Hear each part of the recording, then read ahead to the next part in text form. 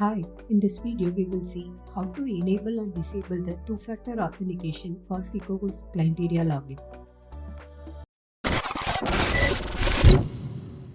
First, search the SecoHost India in browser and open the SecoHost India website. So here on the top right corner you will see the login button. So click on that. In the login page, enter your username. It should be your email address and type your password. Tick the Remember Me option and click on Login. Inside the client area dashboard, click on the drop-down menu near to your name, which is at the top right-hand side. From that menu, select the Security Settings option. Here, it will show the Account 2FA status. So to enable, press the click here to enable option. Normally in SecoHost, the 2FA is available only with the time-based method. Now, click on Get Started. It will show the QR code to scan. Scan this QR code in app like Google Authenticator. You will get a 6-digit code from there. As I mentioned, the code will be time-based.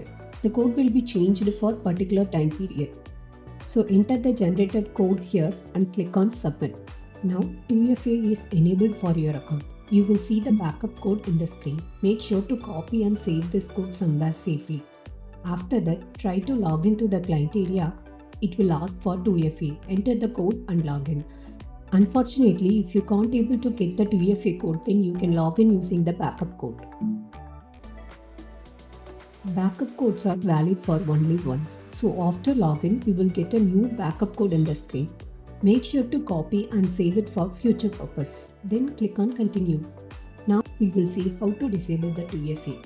In the same security settings options in the client area, just select the click here to disable button. It will ask for your password.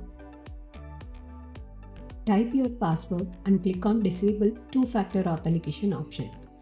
Follow these steps to enable and disable the 2FA for your account. If this video helps you, please like, comment and don't forget to share. For more information videos, please subscribe our channel.